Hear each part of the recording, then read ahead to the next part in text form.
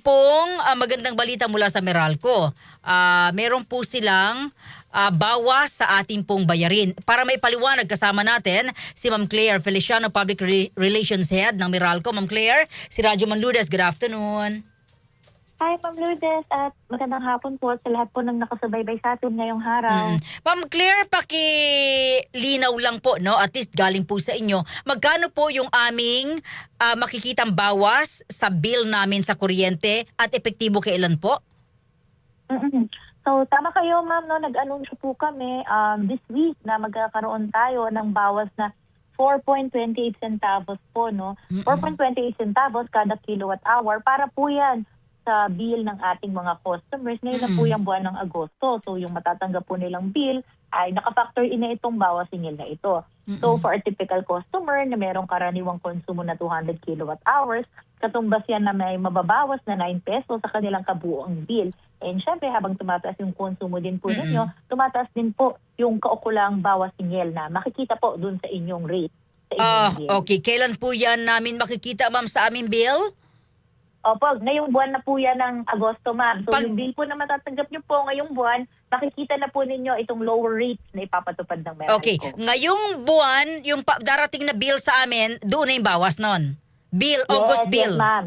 Oh. Yes, that's right, ma'am. For your August bill na po. So we hope na itong bawas singil na ito ay kahit papano makatulong dito sa magiging bayarin ng ating mga customers. And syempre, banggitin ko na rin po, alam naman natin na isa pang factor na nagiging basehan ng ating bayarin buwan-buwan ay yung konsumo, o yung kilowatt hour consumption natin. Now, we hope dahil medyo hindi sobrang init nitong nakaraang, medyo nabawasan na po yung init nitong nakaraang supply month na basehan ng ating bills ngayong Agosto, ay hopefully bumaba din yung konsumo ng ating mga customer para kahit paano overall yung bill ay talagang pababa ngayong buwan. Oo. Okay. Ma'am, sa mga nagtatanong, kumusta ho yung sinasabi naman na dapat, mararamdaman na rin po ba namin yung dapat pong i-rebate, ibabawas? Yes, ma'am. Actually, yung bawas singil po natin ngayong buwan po yan ng August ay naka-factor in na yan. In fact, itong refund nga yung pangunahing dahilan kung bakit meron tayong bawas singil ngayong buwan ng Agosto. Itong refund na ito, medyo significant yan and nagawa po niyang matabunan o ma-offset yung pagtaas dun sa iba pang rate components natin. Tumaas kasi yung transmission charge, tumaas po yung generation charge, tumaas din yung taxes. So, meron pa po mga ibang bill components na nagtaasan. At dahil meron tayong refund, natabunan po niyan. Kaya ang nangyari, overall po, ay pagbaba po ang magiging rate natin. Ma'am Claire, paglilinaw ko lang, etong 4.28 centavos, hindi to kasama doon sa refund. Kasama na yan, ma'am. Okay, So, kasi yung refund, ginamit natin yung pang-compute ng overall rate natin ngayong buwan ng August. So, kaya po tayo, so parang nandyan yung refund, naka-factor in din yung halimbawa, yung generation charge, transmission charge, yung iba nagtaasan. Pero dahil meron po tayong refund, ay natabunan po, So, parang kumbaga, naging sapat yung refund na ipinapatupad po natin para yung overall rate natin ngayong buwan bumaba. Clarify ko rin, itong refund na ito ay makikita naman po ito ng ating mga customers sa kanilang bill. Ngayong buwan po, naka-line item naman po yung refund na yan. Okay, sige. Ma'am, tungkol naman po sa habagat at sa masamang panahon, may mga lugar pa ho ba na under sa Meralco ang wala pong kuryente? Actually, hanggang sa ngayon, makikita nyo, ma'am, hanggang ngayon ay medyo nag-uulan pa rin po tayo, So, kapag ganyang panahon ay, syempre, we have to consider yung safety po na ginagawa natin sa ating restoration at syempre, pati sa ating mga customer.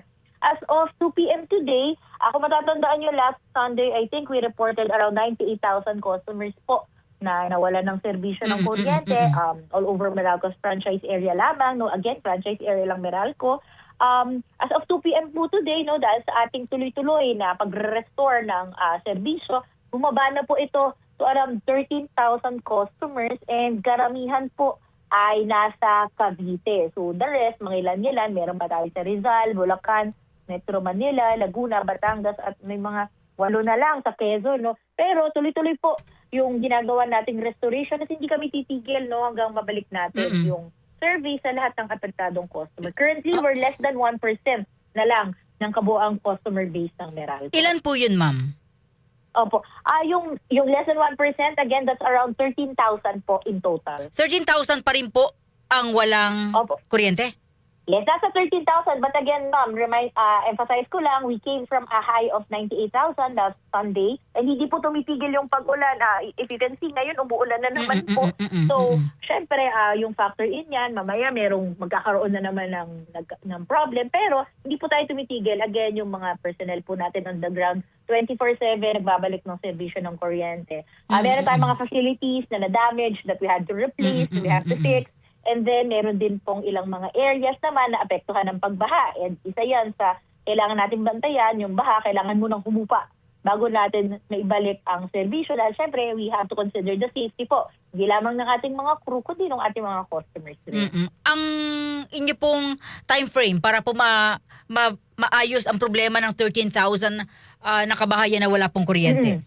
Well, if the service improves, hopefully matapos na po natin yan agad-agad today, pero hindi natin mapre-predict ang weather po sa ngayon pa dahil ito nga, hindi pa rin po tumitigil ang mga pag-ulan. Pero makakaasa naman po kayo na at least pababa naman po ng pababa itong affected customers natin. And konti na lang naman po yan, patapos na rin po yan as long as hindi na po biglang sumama na naman ulit ang panahon. Basta makakaasa po kayo na kami po, 24/7 yan, simula pa nung kasagsagan over the weekend hanggang ngayon di tumitigil ang aming mga crews on the ground to restore the service the soonest possible. Yung 13,000, Ma'am Claire, ay saang lugar?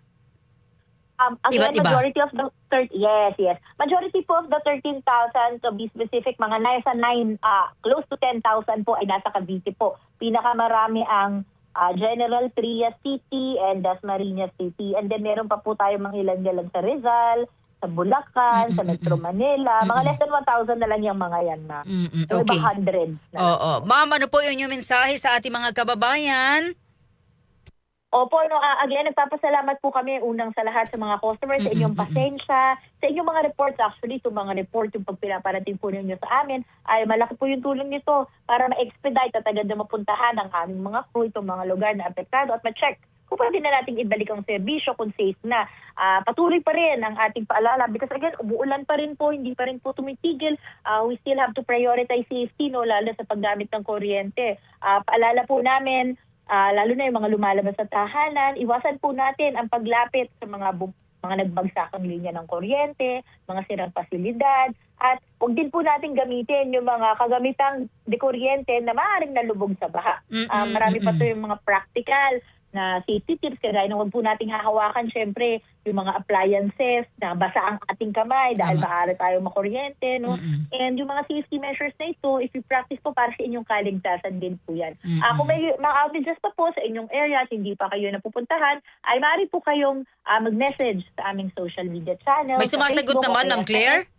Yes, ma'am. Pagkabato niyo po yan, binabato na din po yan para maipila dun sa mga pinupuntahan ng ating mga crew on the ground. Tulong-tulong po yan para po mapuntahan at ma-resolve na agad itong mga areas na wala pang... Hindi bot, hindi computer yung sumasagot? Kapag sumagot yung bot, ma'am, ibibigay mo yung data mo, yung actually information, address yan usually, ibibigay yung contact person, address, and then ibabato naman po sa amin. Meron din po kami actually mga bukod sa social media, may hotline kung mas komportable po kayo na meron kayong makausap na hotline, sa hotline bilang 16211. O kaya naman, meron din po kaming mga text lines. Banggitin ko na rin. Again, text line po, bawal pong tawagan. So, 0920-971-6211 o kaya 0917-551-6211. Ma'am, meron pong pahabol dito. Dahil daw po sa masamang panahon, yung mga nangyaring ito, magkakaputulan daw ho ba ng kuryente if hindi makapagbayad ng bill? No, ma'am. We have an ongoing no disconnection na ipinapatupad. This is all over the country, not just in Meralco's franchise area. Ito ay pinag-utos ng Energy Regulatory Commission simula Mayo pa po sa kasagsagan ng nararanasan nating energy crisis, di ba? Since Mayo hanggang July, pero actually in-extend na yan hanggang October. So kung hindi po ninyo nabayaran ng kuryente, ay wala po tayong disconnection hanggang October. Okay, that's good. Ma'am, maraming salamat. Mabuhay po kayo. Good afternoon. Maraming salamat din po sa opportunity nito, ma'am. And magandang hapon po sa inyo. DZXL.